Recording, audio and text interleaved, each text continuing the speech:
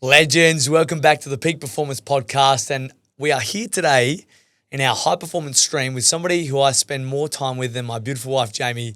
Blake Ashby, how are you, great man? I'm very well, thank you, mate. And you mean our beautiful wife. We are a throuple. You are my husband. I am her husband. Yes. I thought we would leave her at home today because I thought she might just cramp our style. But Blake, super excited to be here with you, mate. I know that we do see each other a lot, but Every day. what I am excited to do is to share a bit of our journey, particularly in the last sort of 6 months together. But before we dive into that and our shared experience, talk to me coming off a flag win with the mighty Doublers. Yes. Mate, how was that experience? Talk to me a bit about some of your philosophies there and how you feel you were able to influence the flag.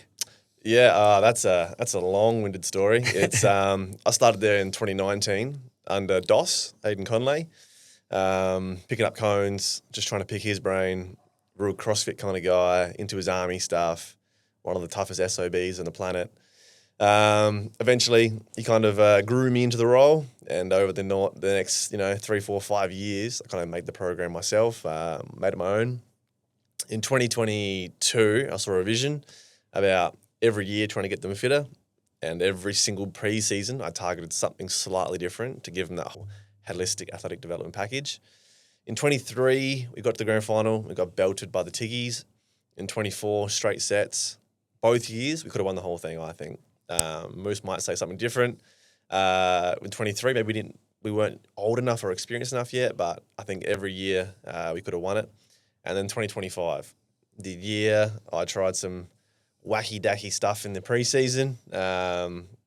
I think in 24 and 25, I became more of a club HPM. So I oversaw the youth, the women's, the men's development, and I really, really enjoyed that. So I try to help every single athlete across the entire board, help the coaching staff anywhere I could. Used to go to Wednesday night dinner selection. There used to be a very famous catchphrase called the Blake grenade. Every now and then, I'd just throw a grenade in. Like, who should be in that starting 22? Me. And the coaches used to hate that.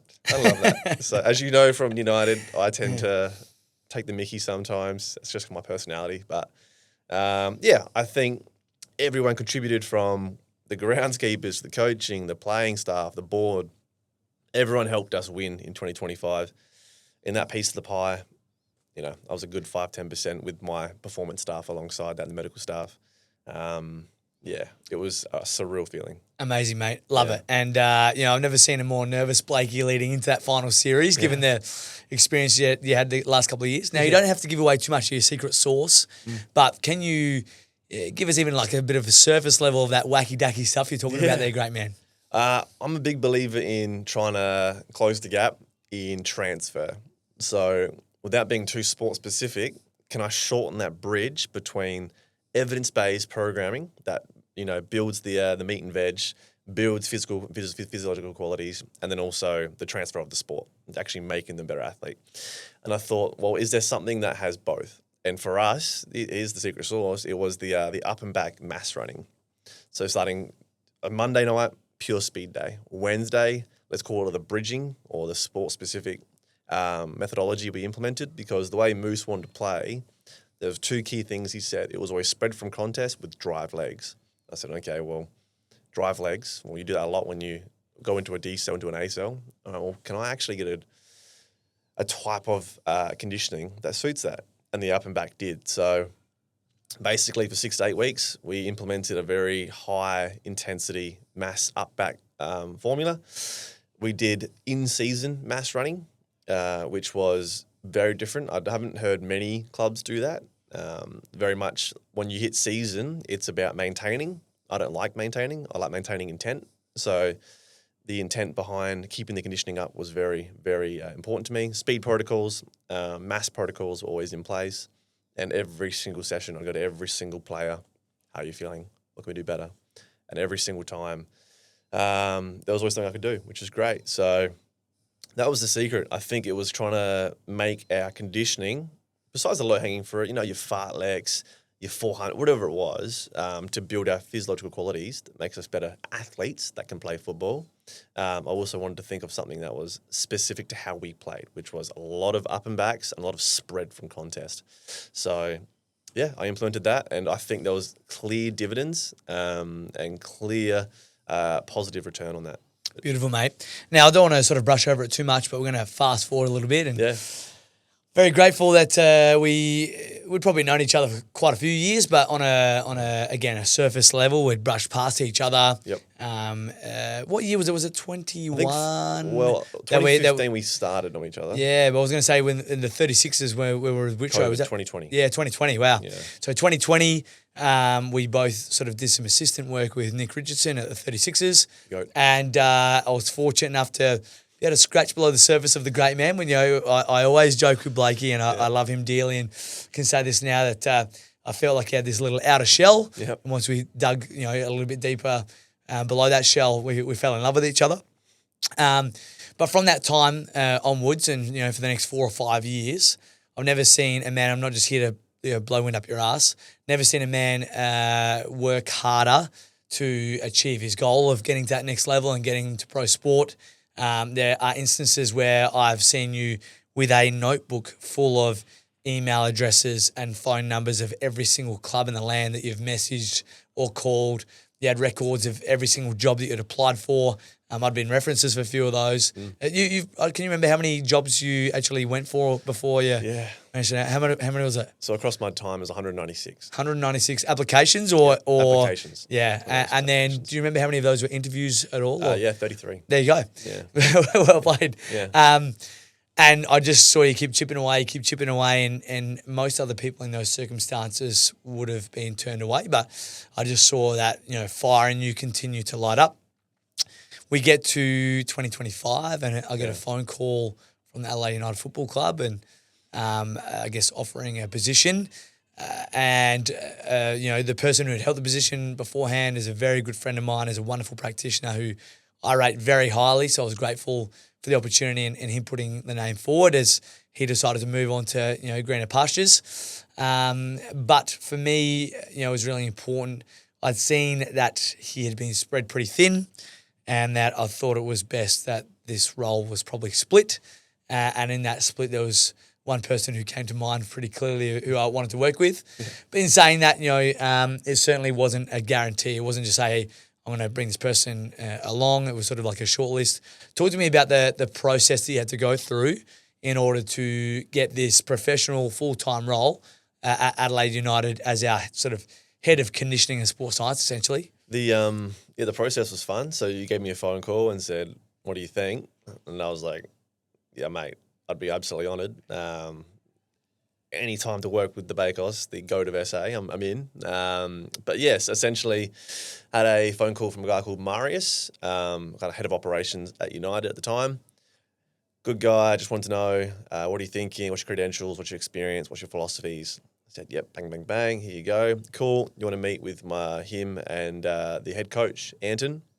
And I said, "Yep, sounds good." It's a funny story with this actually, and this is good. So we go to a coffee store next to Highmarsh, and I get there, and I said to myself, "Okay, well, it's probably because I didn't bother Googling them, which I just thought it's a coffee place. If no one's there, I'll Google them, see what they look like."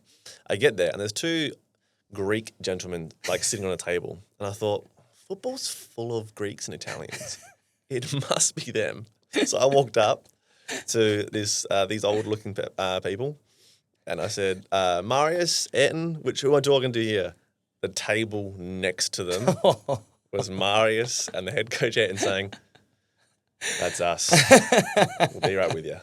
So, my bad, fellas. I'll see you soon. So I walked down at the side of the cafe, and that was a fantastic impression. So I thought, well, that was a quick interview. I'm not getting that job.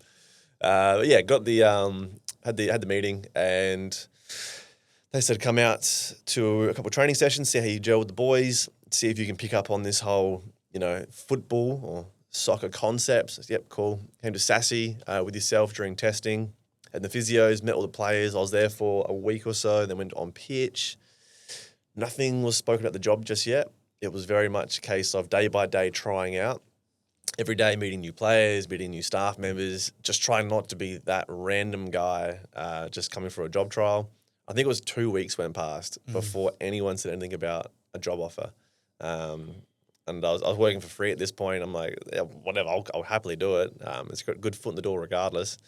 And I can't remember the exact time, but it was 2 or 3 weeks. Eventually, they said, the assistant coach, Stent, said, look, Ayrton's away at the moment, but we love what you're doing. We appreciate what you're doing. I'm going to put my vote of confidence in you to hire you. And then from there, it seemed that Marius was happy that if Stents was vouching for me to give me that role. So it was a 3-week interview of constant, am I doing something right? Am I doing something wrong? I have no idea if this is good or bad. But it was pretty fun regardless. I want to say, again, without making this a love fest, the way that you handled yourself during that period was immense. It was challenging, and I know the coaches, and I've been transparent about this, the coaches were in contact with me, and really the underpinning reasoning behind that extensive trial shift or interview, as you talked about, is this stress that we are Aussie rules guys, and there seems to be some sort of philosophy or culture that you have to be from the round ball to understand strength and conditioning for the round ball. So, and look, I understand to an extent, but from my perspective, I think that 80% of qualities and the physiology and all those sorts of things that you can apply from sport to sport, is valid. And that you don't have, I think definitely you need to quickly pick up on the nuances of tactics and positions and game demands and all those sorts of things. But they knew that they were taking a risk on me and had already put pen to paper. Yeah. They're like, it's going to be stressful taking on 2 Aussie rules guys. Yeah. So I know the other 2 guys that had been shortlisted were the round ball specialists. So you did very well to be able to sort of, work your way to the top of that pack. So talk to me about that transition then. So you've finally locked it in. Where do you go about trying to put together a conditioning program or a load management system to be appropriate for a sport that you haven't worked with before? Yeah, and that was quite tricky because going in there, I thought, guys, I just want to sample premiership. I'm your guy. And they were like, we don't give a shit with the double care double. less. And I kept telling you that as well. Yeah. They kept saying, who the hell's Sturt? The doublers.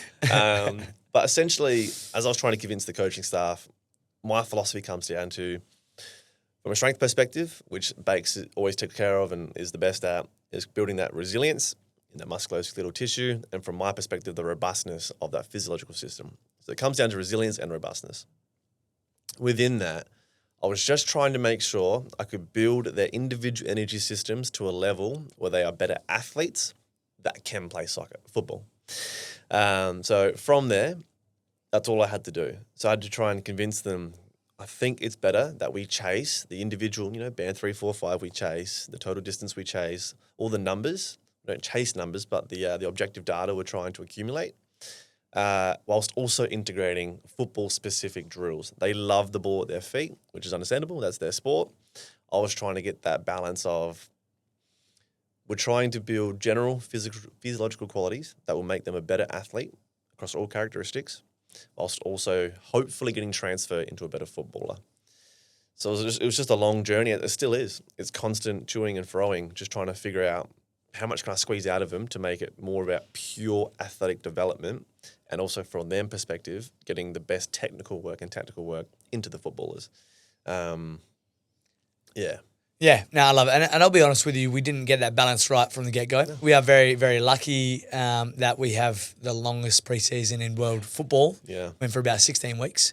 And what I'll do is I'll try to get Kim hopefully to link an article that I did for Vold that sort of alluded to a little bit of that transition into a new role, bits and pieces. But we came in all guns blazing. Yep. As I said, I love the practitioner who was there before us, and he did a wonderful job. However, he definitely was the victim of circumstances, and because we're spread so thin, maybe did more of a general, job of some areas because you just didn't have the capacity, the resources, the time, and those sorts of things. So gave us the opportunity to really, really refine and hone in, and we changed a lot. Also, in the addition to probably the intensity of training with a new head coach, like we're coming in, Ayrton was brand new. It was his first time stepping up to the role as well and wanted to stamp some authority. So you've got 3, 4, 5 new staff members who are all making changes. Yeah. I remember by week 6, our modified or rehab group was pretty extensive. We might have 12 or 13 athletes. Yeah. Some of those were residual from the year before, but certainly there were some newbies in there as well. Yep. Talk to me about, your thoughts around how much change is enough change, and do you think, I know I've certainly got ideas and we've talked about this, but for the listener, is there more for us to change in the future? Yeah, and that's the thing we learned pretty quick because, once again, the practitioner beforehand is fantastic. And like you said, victim of circumstance. We walked in and thought there are a few things here we could make just 5% better or even 5% completely different. But you can't change 10 things in one preseason because there's too many variables. The athletes can't take on 10 variables. That's why in any kind of strength and or conditioning system, you change one thing, a set, a rep, an intensity, or the movement slightly from a back squat to a front squat. You don't just go, all right, let's start doing power cleans. So the same concept with that. We walked in and said, okay, well, what's some low-hanging fruit? My preference as an athlete is always speed protocols. Can you repeat speed? Can you hit top speed, max velocity for volume, for all that injury mitigation work? But also, if you run faster, you're going to get so many other benefits. It makes sense to really make that priority one. Number 2 was I think we did a really good job of emphasizing a low day and a high day.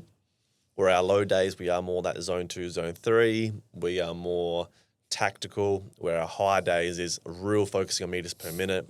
That's our band 4 or 5 days. We did an excellent job of that. There's still things we can definitely work on. I think our protocols for speed are pretty good at the moment. There's still room for that. I think making a better case for probably more conditioning off the ball next preseason. We went from roughly the Google sheet that was handed over to me from the previous year. We went through it. We went to the preseason percentages. So obviously the golden imaginary rule is 150% above your in-season average. We got to like 144. The year before that was 122 or something. So nowhere near it. So maybe next season we do the 150. Our conditioning for the year was for the preseason, was only 11% without the ball. So that's not much. The year before that, from what I could see, they only did 1 4-minute run every week. So that is even less than what we'd had. So we would have had a 5 to 6% increase without the ball for conditioning.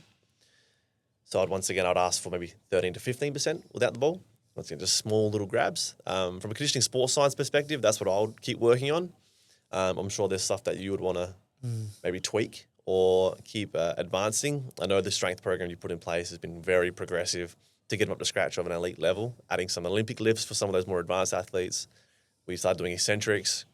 The program got a complete overhaul from a, methodology perspective, but we haven't fixed everything yet. No. We haven't implemented new things. For sure. And even the timings of those are super, vital as well. I know that there was one instance where it was very early days and it didn't, maybe it's because we were both finding our feet. It was probably the first time that we'd written actually programs together. I can't remember exactly the order it was, but it was like, maybe we did a back-to-back like eccentric stay into sprinting or vice versa. Yeah. And there were some boys in the hole straight after that. So again, there is some learning along the way and, we did have the beauty of having lots of time to be able to address that. But just understanding, for those that are going into a new role, you don't have to completely revamp every aspect of it because there's a good chance, it may be too much. I think the other thing that has really stood out to me and that I've loved that our philosophy sort of working together is just having clear processes. And I try not to mention him in every podcast, but my boy, DB, that's what his superpower is. I think he's pretty open in saying that what he applies or prescribes from whether it be on field conditioning or gym perspective is not groundbreaking, but he has really clear processes. And I think for us, what has been our saving grace is that even when we had those times where, in week 6 of the preseason, as I said, we're starting to see our modified and rehab group piling up. It would have been very easy for us to try to go back into our shells, become conservative, and try to avoid that happening. But I think what we've been really clear, and we always sort of look each other in the eye and say, "What's our process?" Because what ends up happening, let's say for example, you've changed a bunch of stuff. 4 to 6 weeks later, you're seeing some sort of issue off the back of that. Then all of a sudden, if you change the stimulus again, Yeah. probably 46 weeks later, that's only going to be exacerbated. But if you stick to your processes, stick to consistency in those exposures, They will then adapt. hopefully they'll adapt and bring it back. And I think, again, touch wood, there's many, many factors. And I keep saying to Blakey, I don't like to celebrate, early, but I think it's nice to acknowledge at times. We're currently we're heading into round 9, and we had our first hamstring injury of the season in round 8. An in-season hamstring injury, which I think we're pretty proud of. Yes. I know last year there were 13 hamstrings, which it says on the records, and this injury that has occurred is a low grade to a 34-year-old athlete who has a really strong history of it. So, look, the tides will always turn. There's definitely going to be more injuries occurring, but at this point in time, I feel confident in what we've been able to achieve. Yeah, the thing I like to lean on with that is, and I said it on the whiteboard, and everyone didn't understand what I was saying. But yeah, you fall to your processes, you don't rise to your goals. And I really enjoy that, just because the confidence you have when you perform an action, when you perform a skill, when you go for an interview, when you do your job, you'll do it with confidence if you've done the process, the organisation, the research, the context. And if you rock in willy-nilly, you end up meeting 2 Greek guys at a coffee table just saying a UN and Mars. But if you fall to your process, you don't rise to your goals. Yeah. Blakey, we're going to wrap it up in a second. We keep these nice and sharp. I'll just finish with some quick-fire questions. Yep. What do you think has been the most challenging part of this transition so far? Convincing the coaches that the sport you played or came from does not matter. Yeah. What's been the most rewarding? Seeing the clear reward and benefit of the protocols we put in place. What are your goals for the rest of this season? Minimise soft tissues that are controllable, keep implementing that speed is best on pitch, and making sure our boys finish off the year as fit as a fiddle. Mate, it looks like we've bloody organised this. We've practiced this. Last one, for somebody who had more than 100 job applications and 33 interviews and finally cracked it. Any advice for anybody out there who feels like they're banging their head up against the wall, who feels like it's a hopeless race to try to find this job in pro sports? Yeah, any advice for them or younger Blake when he was applying for all those roles? I think Winston Churchill said, "You're already halfway through hell, keep going." Yeah, that's what I'll be doing. You have a goal, go get it. Love it. Blakey, it is a pleasure not only to have you in here today, mate, but to work with you on a daily basis. We love having you as a part of our community, and thank you very much for your chat today, my friend. Hey, always a pleasure, never a chore. Thank you, Bakos. So there you have it, our chat with Blake Ashby, who has had a great career so far and is achieving big things. For me, the number one thing I took out of our chat was relying on processes. You heard that across a number of aspects of our conversation. Specifically, he talked about his speed exposure, but always relying on your processes, and that will help you in driving change at any given club or new role that you're working towards.